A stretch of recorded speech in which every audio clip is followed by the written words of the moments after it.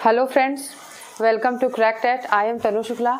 आज हम लोग एक न्यू टॉपिक को स्टार्ट करने वाले हैं। उस टॉपिक का नाम है ग्रोथ एंड डेवलपमेंट। वृद्धि और विकास का हम लोग टॉपिक कंप्लीट करेंगे। आज उसका पार्ट 1 है और कल हम लोग प्रिंसिपल्स ऑफ डेवलपमेंट करेंगे जो कि पार्ट 2 में होगा। आज के वीडियो में हम लोग कर रहे हैं domains of development and growth and development का डिफरेंस करेंगे, आज समझेंगे और उसके क्वेश्चंस भी करेंगे। और कल हम लोग प्रिंसिपल ऑफ डेवलपमेंट करेंगे और उसके क्वेश्चन साथ साथ करेंगे। कल हम लोग ये टॉपिक कंप्लीट कर लेंगे।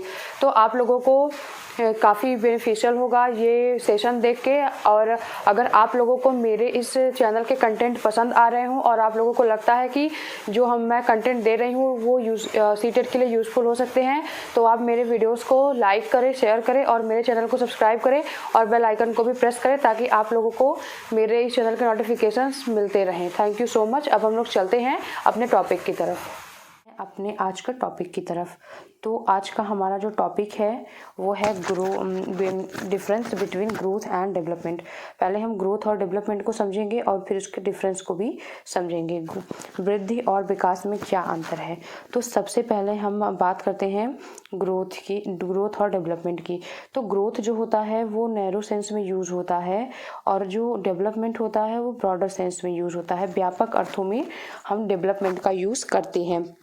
और जैसे कि हम लोगों ने बात किया कि ग्रोथ जो है वो नैरो सेंस में यूज़ होता है, तो एक डेवलपमेंट का एक पार्ट होता है ग्रोथ।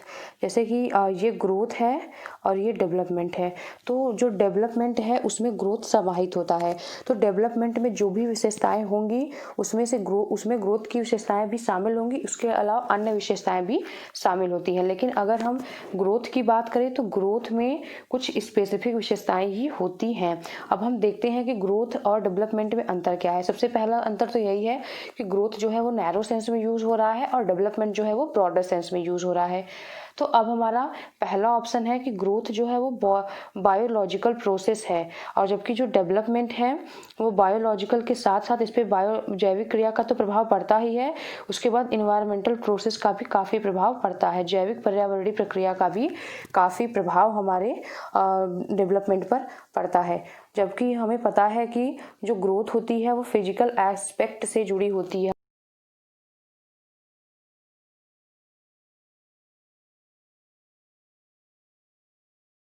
क्योंकि ये जो होता है इजीली विजिबल होता है और ये बायोलॉजिकल सेंस में हो रहा है, इसलिए ये फिजिकल एस्पेक्ट से जुड़ा हुआ है। जैसे कि हमारी हाइट का बढ़ना उसे हम मेज़र कर सकते हैं और ये हमारे फिजिकल एस्पेक्ट से ही जुड़ी हुई है। हमारा वेट कितना बढ़ा ये हम मेज़र कर सकते हैं। जबकि अगर हम डेवलपमेंट के सेंस में देखें तो डेवलपमेंट जहाँ ग्रोथ सिर्फ फिजिकल चेंज था, फिजिकल ग्रोथ थी, फिजिकल एस्पेक्ट की हम बात कर रहे थे, वहाँ पे हम डेवलपमेंट में फिजिकल के साथ साथ हम mental, social, cognitive, emotional aspect की भी बात करते हैं। शारीरिक, मानसिक, सामाजिक, संज्ञानात्मक और संवेगात्मक सभी पक्षों की हम इसमें बात करते हैं और ये सारे पक्ष एक दूसरे से इंटर रिलेटेड होते हैं, अंतः संबंधित होते हैं। सबका विकास साथ साथ चलता रहता है। और हम नेक्स्ट पॉइंट देखते हैं। हम लोगों ने देखा कि ये फिजिकल डेवलपमेंट है, इसीलिए ये क्वांटिटेटिव है ग्रोथ। और जबकि अगर हम इधर देखेंगे डेवलपमेंट में देखेंगे तो ये क्वालिटेटिव के साथ साथ क्वांटिटेटिव और क्वालिटेटिव दोनों ही साथ साथ है। गुणात्मक और परिमाणात्मक दोनों ही है, मात्रात्मक दोनों ही है। जैसे कि हमारे शरीर में डेवलपमेंट का मतलब ही यही होता है कि आयु के अनुसार जो भी परिवर्तन हो रहे हो वो डेवलपमेंट में आते हैं। और आयु के अनुसार हमारे जो बॉडी में परिवर्तन होते हैं, स्पेशली बॉडी की बात करें तो वो ग्रोथ हो जाएगा।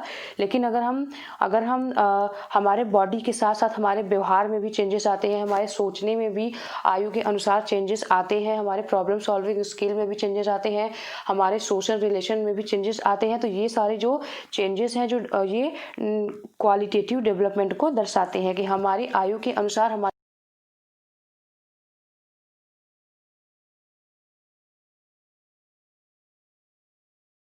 और हम लोगों ने नेक्स्ट पॉइंट यहाँ पे देखा कि हम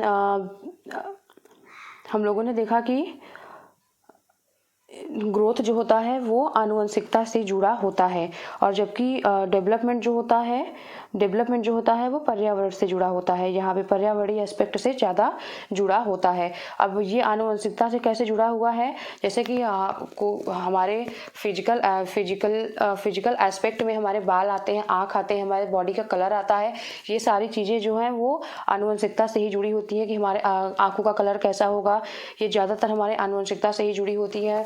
और हमारे स्किन का कलर कैसा होगा, ये सारी चीज़ें आनुवंशिकता से जुड़ी होती हैं। जबकि डेवलपमेंट में क्या होता है कि हमें जैसा वातावरण मिलता है उस तरीके से हमारा डेवलपमेंट हो जाता है। अगर हमें अच्छा वातावरण मिला तो हमारा डेवलपमेंट बहुत अच्छा हो जाएगा। और थोड़ा सा आनुवंशिकता तो साथ साथ इसमें रहेगा ही, लेकिन हाँ इस पे वातावरण का भी इम्पैक्ट पड़ता है। एक ये चैप्टर अलग से ही पढ़ा जाएगा, आनुवंशिकता और वातावरण, तो यहाँ पे हम ज़्यादा इसको नहीं देख रहे हैं। और बस हम देख सकते हैं कि ये क्वेश्चन ऐसे आता है, पूछता है कि ग्रोथ से आनुवंशिकता जुड़ा है या वातावरण, या फिर दोनों। तो ग्रोथ से आनुवंशिकता जुड़ा हुआ है और वातावरण किससे जुड़ा हुआ है, तो वो डेवलपमेंट से जुड़ा हुआ है, विकास से जुड़ा हुआ है। और ग्रोथ जो होता है उसे हम मेज़र कर सकते हैं। यहाँ पे हम लोगों ने देखा कि मात्रात्मक है, ये मेज़र कर सकते हैं, जबकि डेवलपमेंट को हम मेज़र नहीं कर सकते, सिर्फ ऑब्जर्व कर सकते हैं, सिर्फ देख सकते हैं कि पहले अच्छा था या अब अच्छा है। ये सारी चीज़ें हम ऑब्जर्व कर सकते हैं, उसको हम देख नहीं सकते और उसके माप नहीं सकते मतलब। और उसके बाद लिमिटेड टाइम पीरियड, जो ग्रोथ होता है वो लिमिटेड टाइम पीरियड तक ही होता है। इट स्टॉप्स एट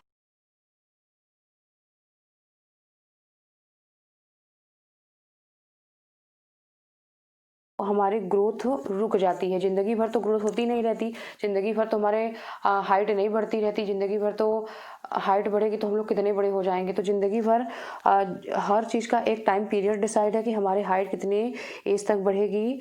और तो ग्रोथ जो होता है, जब हम मेच्योरिटी को प्राप्त कर लेते हैं तो हमारी ग्रोथ भी रुक जाती है। और अगर हम डेवलपमेंट की बात करें तो डेवलपमेंट जीवन भर चलने वाली एक प्रक्रिया है, एक कॉन्टिन्यूअस प्रोसेस है। डेवलपमेंट एक कॉन्टिन्यूअस प्रोसेस है, एक सतत प्रक्रिया है। और ये गर्भाधान से मृत्यु तक चलती रहती है, from conception to till death. मतलब कि गर्भधारण से मृत्यु तक ये डेवलपमेंट है वो चलता ही रहता है, किसी ना किसी रूप में डेवलपमेंट चलता ही रहता है। और उसके बाद एक पॉइंट ये भी है कि और जो ग्रोथ होता है वो मेजरेबल होता है, मापनीय होता है, जबकि जो डेवलपमेंट होता है उसे हम सिर्फ एसेस कर सकते हैं। इस तरीके के क्वेश्चन भी कभी कभी बन जाते हैं कि असेसमेंट जो होता है, वो आकलन जो होता है वो ग्रोथ से जुड़ा हुआ है या डेवलपमेंट से। तो हम इसे टिक मार सकते हैं कि ये आकलन जो होता है वो डेवलपमेंट से जुड़ा होता है। और ये ग्रोथ जो होता है वो सेल्यूलर चेंज होता है, सेल्यूलर लेवल पर होता है। जो कोशिकीय स्तर में परिवर्तन होते हैं हमारे शरीर में, वो किससे जुड़ा हुआ होता है, वो ग्रोथ से जुड़ा हुआ था। ये मतलब मैंने जो सारा कुछ लिखा है वो एक पॉइंट में आंसर क्वेश्चन बन सकते हैं। तो आप लोग इसे देख सकते हैं, थोड़ी सी फैक्चुअल भी इसमें हो सकता है, लेकिन अगर आप लोग एक बार समझ जाएंगे तो बहुत ईजी हो जाएगा। तो सेल्यूलर या कोशिकीय स्तर पर जो भी परिवर्तन होते हैं, चेंजेस आते हैं, वो किससे जुड़ा हुआ है, तो ग्रोथ से जुड़ा हुआ है। और अगर हम लोग देखें और स्ट्रक्चरल चेंजेस जो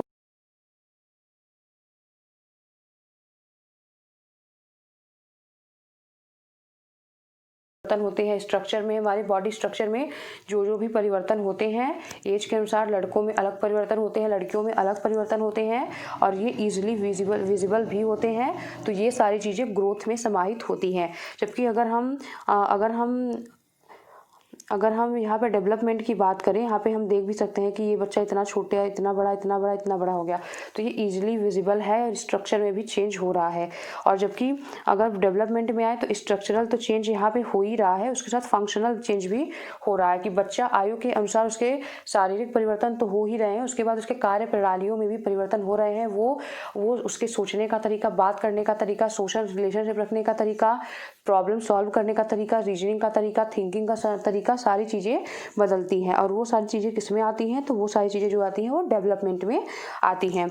और डेवलपमेंट को हम ओनली ऑब्जर्व कर सकते हैं, इसे हम देख नहीं सकते ईजिली। तो अब हम लोग थोड़ा सा देखेंगे कि इस पे बेस्ड क्वेश्चंस कैसे आए हैं। तो आज का ये हमारा पहला क्वेश्चन है। हम लोग देखते हैं इसे। Which of the following is correct about development? विकास के लिए निम्नलिखित में से कौन सा उचित है? जितने भी चारों ऑप्शंस दिए गए हैं उसमें से डेवलपमेंट के बारे में कौन सा पॉइंट सही है? तो पहला है development begins and and at birth. विकास जन्म के साथ प्रारंभ होता है और समाप्त होता है। ये तो पहले ही गलत हो गया, क्योंकि हम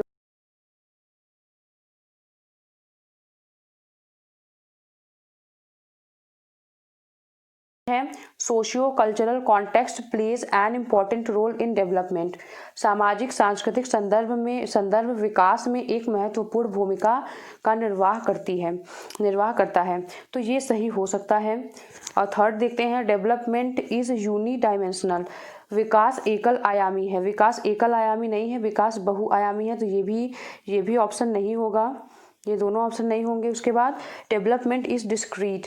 विकास पृथक होता है। तो विकास पृथक नहीं होता, इंटर रिलेटेड होता है। तो इसका ऑप्शन क्या हो गया? 2 हो गया। तो इस तरीके से अंडरस्टैंडिंग बेस्ड क्वेश्चन विकास और डेवलपमेंट से, मतलब ग्रोथ एंड डेवलपमेंट से पूछे जाएंगे। ऐसा नहीं है कि जितने पॉइंट मैंने करा दिए सिर्फ उसी में से पूछे जाएंगे। कॉन्सेप्ट तो आपके वही रहेंगे, लेकिन क्वेश्चन पूछने का तरीका हर बार अलग हो जाता है। तो आप लोग अच्छे से उस कॉन्सेप्ट को समझिए और क्वेश्चन ज़्यादा से ज़्यादा सॉल्व करें, ताकि आप लोगों की अंडरस्टैंडिंग बेहतर हो जाए इस टॉपिक पर।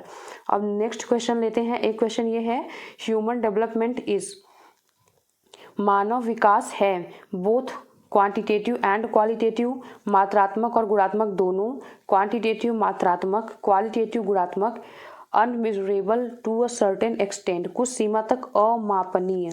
तो ह्यूमन डेवलपमेंट जो होता है वो क्वांटिटेटिव और क्वालिटेटिव दोनों होता है, मात्रात्मक और गुणात्मक दोनों होता है। जैसा कि हम लोगों ने देखा, सिर्फ क्वांटिटेटिव नहीं होता, सिर्फ क्वालिटेटिव नहीं होता, और अनमीजरेबल टू अ सर्टेन एक्सटेंट, कुछ सीमा तक अमापनीय का ऑप्शन भी यहाँ पे गलत है, क्योंकि इसे हम माप नहीं सकते हैं डेवलपमेंट को। कुछ सीमा तक नहीं, किसी सीमा तक नहीं माप सकते इसमें। तो यहाँ पे इस तरीके से डेवलपमेंट से क्वेश्चन आते हैं। और एक क्वेश्चन हम लोग देखते हैं। एक क्वेश्चन यहाँ पे है, विच of the following is correctly matched? निम्नलिखित में से किसका मिलान उचित है? तो पहला है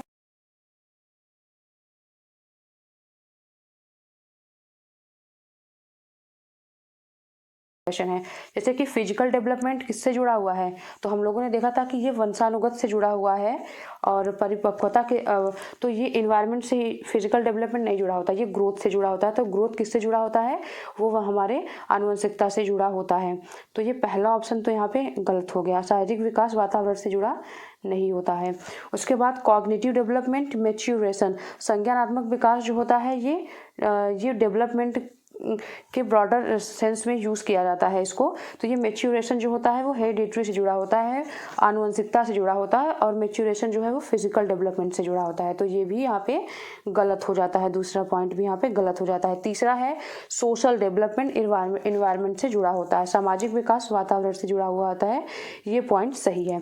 उसके बाद जो इमोशनल डेवलपमेंट है वो मैच्योरेशन से जुड़ा होता है, तो ये भी गलत है, ये भी इन्वायरमेंट से ही जुड़ा होता है। इमोशनल डेवलपमेंट भी इन्वायरमेंट से जुड़ा होता है, सोशल डेवलपमेंट भी इन्वायरमेंट से जुड़ा होता है, और उसके अलावा कॉग्निटिव डेवलपमेंट भी इन्वायरमेंट से ज़्यादा जुड़ा होता है। तो यहाँ पे सी आंसर सही होगा। तो आप लोगों ने देखा कि वृद्धि और विकास से किस तरीके से क्वेश्चंस आते हैं। अब हम लोग बढ़ते हैं डोमेन्स ऑफ डेवलपमेंट पे पहुंच चुके हैं, विकास के क्षेत्र पर पहुंच चुके हैं। अब हम लोग इसे कंप्लीट करेंगे। तो डोमेन्स ऑफ डेवलपमेंट के ब्रॉडर सेंस में सिर्फ 4 ही डोमेन्स हैं, लेकिन मैंने 6 लिख दिए हैं कि अगर कहीं से घुमा के पूछा जाता है तो आप लोग कर लेंगे। तो पहला है ब्रॉडर सेंस में फिजिकल डेवलपमेंट, शारीरिक विकास, कॉग्निटिव डेवलपमेंट संज्ञानात्मक विकास, सोशल डेवलपमेंट सामाजिक विकास, इमोशनल डेवलपमेंट संवेगात्मक विकास, लैंग्वेज डेवलपमेंट भाषाई विकास, एंड मोरल डेवलपमेंट नैतिक विकास। तो हम इसके परिभाषा से कभी क्वेश्चन नहीं आता, लेकिन थोड़े थोड़े हम पॉइंट्स जान लेते हैं इनके बारे में। जो फिजिकल डेवलपमेंट होता है शारीरिक विकास होता है, इसमें हमारा बॉडी हमारी लंबाई बढ़ती है, वेट बढ़ता है, नाखून बढ़ते हैं, मतलब शारीरिक रूप से जो भी चेंजेस आते हैं उसे इसमें इंक्लूड किया जाता है। और कॉग्निटिव डेवलपमेंट, कॉग्निशन का जो रिलेशन होता है वो होता है इंटेलेक्चुअल बुद्धि से होता है। कॉग्निशन का रिलेशन, इसमें हमारे थिंकिंग का प्रोसेस होता है, रीजनिंग हो गया, प्रॉब्लम सॉल्विंग स्किल हो गया, ये सारी चीज़ें कॉग्निशन डेवलपमेंट में आती हैं। उसके अलावा सोशल डेवलपमेंट की अगर बात करें तो हमारा समाज में व्यवहार कैसा है, लोगों के साथ हम एडजस्ट कर पाते हैं कि नहीं कर पाते हैं। उसके बाद हमारा पीयर ग्रुप के साथ रिलेशन कैसा है, ये सारी चीज़ें इसमें शामिल होती हैं। और उसमें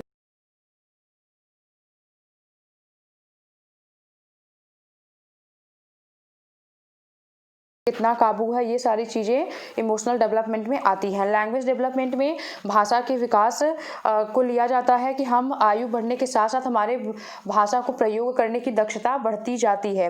अब मोरल डेवलपमेंट की बात आ गई तो जो मोरल डेवलपमेंट होता है, नैतिक विकास होता है, तो नैतिकता ये होती है कि देश काल परिस्थिति के अनुसार जो सही होगा वही नैतिकता होती है। तो हमारे मोरल डेवलपमेंट, हमारे जो वैल्यूज़ हैं, हम अपने लाइफ में कुछ वैल्यूज़ लेकर चलते हैं, तो वो सारी चीज़ें मोरल डेवलपमेंट के अंतर्गत आती हैं।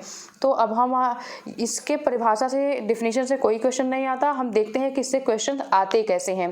तो इससे क्वेश्चंस आए हैं, एक क्वेश्चन ये सीटेट का ही क्वेश्चन है। इसके which of the following correctly identifies the broad domains of development, निम्नलिखित में से कौन विकास के व्यापक आयामों की सही पहचान करता है। तो पहला है physical, cognitive, social and emotional, शारीरिक, संज्ञानात्मक, सामाजिक और संवेगात्मक। तो हम लोगों ने जैसा कि देखा था कि ब्रॉडर सेंस में इन्हीं चारों की बात की गई है। और ऑप्शंस क्यों नहीं होंगे, क्योंकि यहाँ पे स्पिरिचुअल आ गया, तो ये आध्यात्मिकता से संबंधित नहीं है कोई भी डोमेन। उसके बाद यहाँ पे भी स्पिरिचुअल आ गया, ये भी गलत हो गया। और उसके अलावा यहाँ पे सेल्फ की बात कर दी गई, तो इसलिए ये भी गलत हो गया। तो हमें इस तरीके से समझ में आया कि क्वेश्चंस पूछा कैसे जाता है। एक क्वेश्चन और लेते हैं, डोमेन से संबंधित है ये भी। Human development is divided into domain such as, questions का ऑप्शन वही दिया गया है, लेकिन क्वेश्चन पूछने का जो लैंग्वेज है वो चेंज कर दिया गया है। तो पहला ऑप्शन देखते हैं, physical, cognitive, emotional and social, शारीरिक, संज्ञानात्मक, संवेगात्मक और सामाजिक। तो आंसर तो हमारा पहला यहाँ भी हो जाता है, लेकिन अब अदर क्यों नहीं होगा, क्योंकि यहाँ भी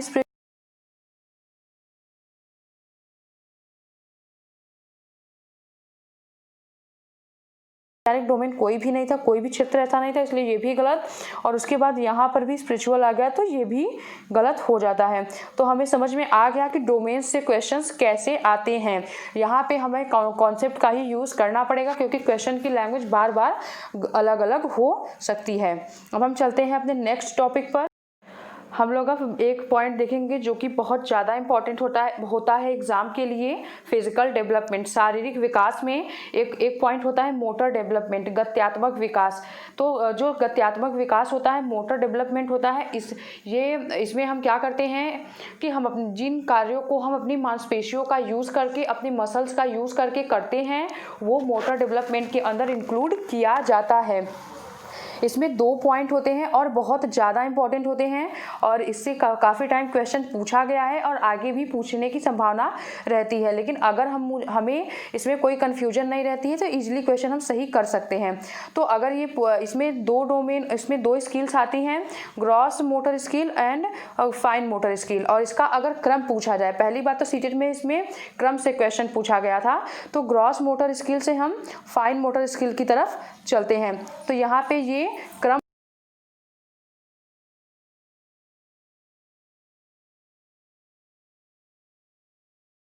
फाइन मोटर स्किल की तरफ होता है। एक तो यहाँ पे हमारा ये बात क्लियर हुआ। उसके बाद अब हम समझते हैं कि ग्रॉस मोटर स्किल्स क्या होता है, स्थूल गत्यात्मक कौशल क्या होते हैं। तो जिन कार्यों में हम अपने बड़े मसल्स का यूज़ करते हैं, लार्जर मसल का यूज़ करते हैं, वो हमारे जो कार्य होते हैं वो ग्रॉस मोटर स्किल्स के अंतर्गत आते हैं, जैसे कि वॉक करना, रन करना, दौड़ना, मतलब कि जंप करना, कूदना, कोई सामान फेंकना, कोई सामान उठाना, ये सारी जो चीज़ें हैं वो ग्रॉस मोटर स्किल्स में आती हैं। क्योंकि अगर हमें वॉक करना होता है तो हम अपने लेग के मसल्स का यूज़ करते हैं, जो कि ग्रॉस मोटर स्किल्स में के अंतर्गत वॉकिंग आता है। आर्म्स में भी बड़ी मसल्स होती हैं, यहाँ पे भी बड़ी मसल्स होती हैं और हम उसका यूज़ करके काम करते हैं, तो वो भी ग्रॉस मोटर स्किल्स में आती हैं। और जो हम सेकेंड पॉइंट है वो देखते हैं कि फाइन मोटर स्किल जो है वो सूक्ष्म गत्यात्मक कौशल है, फिंगर एंड हैंड स्किल्स। तो इसमें क्या होता है कि हम अपनी स्मॉल मसल्स का यूज़ करके, छोटी मसल्स का यूज़ करके जो भी काम करते हैं वो सारे जो काम हैं वो फाइन मोटर स्किल्स के अंतर्गत आते हैं। इसमें हम अपने छोटे मसल्स का यूज़ करते हैं, जैसे कि अपने कलाई का मसल हो गया, उंगलियों का मसल हो गया, हाथ का मसल हो गया। इन मसल्स का यूज़ करके हम जो भी काम करते हैं वो फाइन मोटर स्किल्स सूक्ष्म गत्यात्मक कौशल के अंतर्गत आता है। जैसे कि हम इसका एग्जाम्पल देखते हैं, एग्जाम्पल से काफ़ी टाइम क्वेश्चंस बनते हैं, जैसे हो गया राइटिंग हो गया, ड्राइंग हो गया, बटन लगाना हो गया, ईटिंग हो गया, कटिंग हो गया, होल्डिंग स्मॉल थिंग्स। अगर हमें जैसे सुई पकड़नी है तो हमें अपनी उंगलियों का यूज़ करना पड़ेगा, हमें खाना खाना है तो भी हमें अपनी उंगलियों का यूज़ करना पड़ेगा, अगर हमें कोई सामान कैंची से काटना है तो वहाँ भी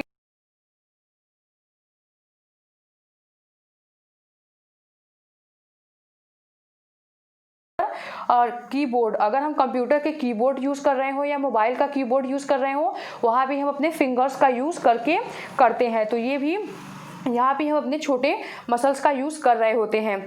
तो यहाँ पे लिखा गया है कि जब बच्चा अपने हाथ, उंगली और कलाई जैसी छोटी मांसपेशियों का प्रयोग करना सीख जाता है तो ये सारी चीज़ें किस में आती हैं, तो फाइन मोटर स्किल्स सूक्ष्म गत्यात्मक कौशल में आती हैं। ये दोनों टर्म बहुत इंपॉर्टेंट है और आप लोग अच्छे से इसको रिवाइज करके एग्जाम में जाएंगे तो ठीक रहेगा, क्योंकि इससे क्वेश्चन आएंगे तो सही भी हो जाएगा।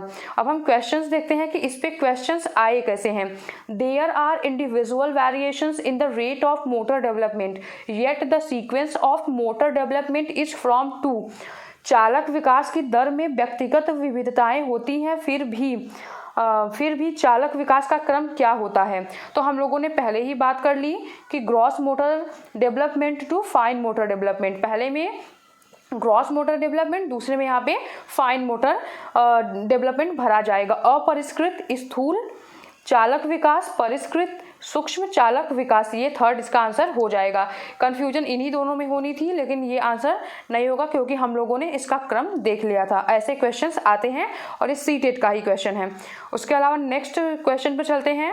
विच of the following is an example of fine motor skill, निम्नलिखित में से सूक्ष्म गतिक कौशल का उदाहरण है।